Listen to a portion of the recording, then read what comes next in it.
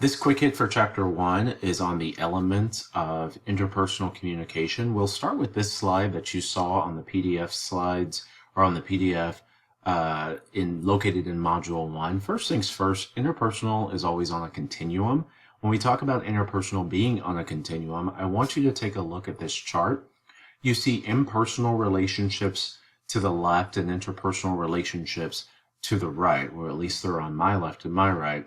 When you talk about what relationship falls into which particular category, interpersonal communication is always based around some sort of uniqueness that you have with a particular person. I want you to think about that word for a minute. Uniqueness. What does unique mean to you? If someone is unique, or if something is unique, what does that mean? Does it hold special value to you? Is it someone that's above someone else? I had one of the students in our face-to-face class, or in my face-to-face class, say that, well, he thought that everyone was unique in their own way. And my response to that is, you don't know everyone, so how would you know? I don't know if a random person in Ohio that works at a McDonald's is unique because I don't know them. But I do know my parents are unique, and that is a unique relationship. My sister is unique, and that is a unique relationship, which is why when we look to interpersonal, we see this further towards the right. People who we classify as our significant others, our lovers, our close friends, our best friends, and our parents and siblings would probably be people we would consider to be unique in our eyes. Whereas people who are not unique, and I hate to use that phrase, not unique, we still interact with people. Even the cashier at H-E-B or Target or Walmart, you still interact with them in a sense to where that is some sort of relationship. But it's not an interpersonal relationship, it's an impersonal relationship. And you're solely acting on that relationship, or you're acting with them based upon whatever role you're playing. When I go to H-E-B and I buy something from H-E-B, I am interacting with the cashier, and that is a relationship. But we're only interacting based upon our social roles, that person being cashier, me being the customer. When we also talk about the elements of interpersonal communication, I want you to understand the encoder and the decoder. The encoder is the person that chooses which verbal and nonverbal symbols to use in the communication context, and the decoder is the receiver. They're going to attempt to interpret those symbols. The two most important words in those definitions would be chooses and attempts. And the reason we say chooses and attempts is the most important because the sender is going to choose the words and the phrases and the verbals and nonverbals that they believe the person listening is going to be able to comprehend and understand in order to have their conversation. And the receiver, the important word is attempts, they're going to try to decipher what the encoder or the sender was sending them. So when you think about, have you ever had miscommunication before? Sometimes people say it was always based on the other person giving the message. No, it's based on both people, because either the sender did not choose the correct verbal and nonverbal symbols that everyone had negotiated, or the receiver did not interpret that correctly. Also, when we look at messages, understanding what meta-communication actually is, it's communication about the communication. And I want you to I want you to think about this question. What does it mean to be exclusive, or to say that you love someone?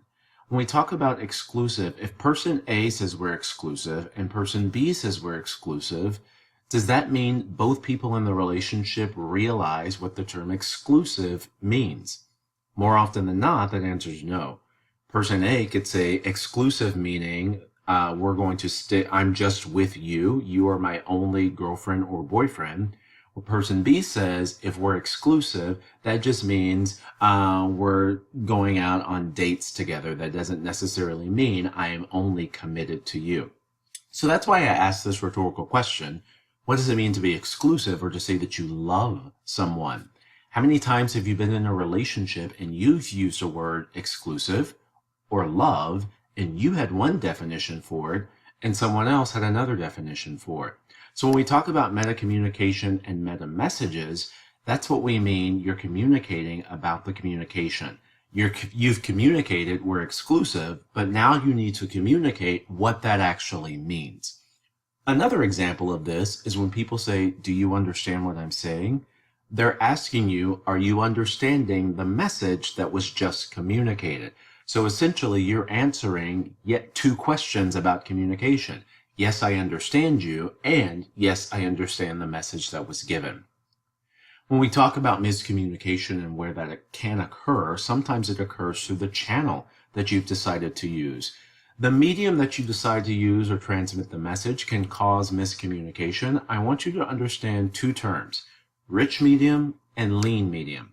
Rich medium, R-I-C-H, means that both codes are present, both verbal and nonverbal. So the chances of us having miscommunication are very, very slim. The richest of rich mediums is face-to-face communication. In face-to-face communication, I can hear your verbals, but I can also see nonverbal.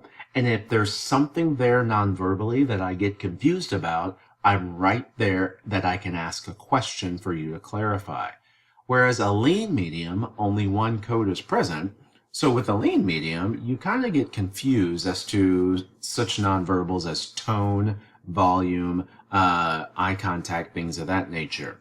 So face-to-face communication is the richest of rich mediums. The second best option would probably be FaceTime or Skype, but a lean medium in this instance would be text messaging, email, anything that can only provide one medium, one level of verbal or nonverbal, meaning you're missing the other level. But I want you to understand frame of reference. And anytime you see NIB in a lecture, that means not in book, but you're still responsible for it. Frame of reference means you encode and decode messages based upon who you are as a person. Essentially what I'm saying is you communicate based upon your background, your age, your race, your religion, your sexuality, your socioeconomic status, your values, your beliefs, your attitudes, whether you live in Spring or Tomball, or whether you live on the east side of Houston, whether you live in Sugar Land, in the Loop, Midtown, Montrose, all of those impact how you encode and decode messages. I was telling the face-to-face classes last week. My sophomore year of college at UT, I was taking a class, Persuasion and Social Movements, and I was sitting next to a white girl, and our professor asked us on the very first day to turn to the person next to us and introduce ourselves. So I turned to the person next to me and I told her, my name is Sean, I'm from the Dallas area. And the first things out of her mouth was, oh my gosh, I didn't think you would talk like that. And the immediate response was, well, how did she think minorities would talk? And then I thought to myself, should I be offended or what should I do in this instance? And then it dawned on me as she started to explain more about herself and her background. She was from small town, East Texas, smaller than the small town I was from. There were no minorities. The only thing there were cows, 2 stoplights, and white people. So when we talk about frame of reference, you have to ask yourself, well, where did she get this idea that certain minorities talked in a certain light? And of course, you have to go back to media. And the question becomes, is that her fault? Most likely not. Her and I are still friends to this day. But when you talk about this idea of communication, sometimes people communicate based upon what they know, based upon their frame of reference. And they encode, meaning they choose to send certain words and nonverbals, or they decode, meaning they tend to interpret certain words, certain verbal or nonverbal symbols, based upon who they are as a person and possibly where they come from.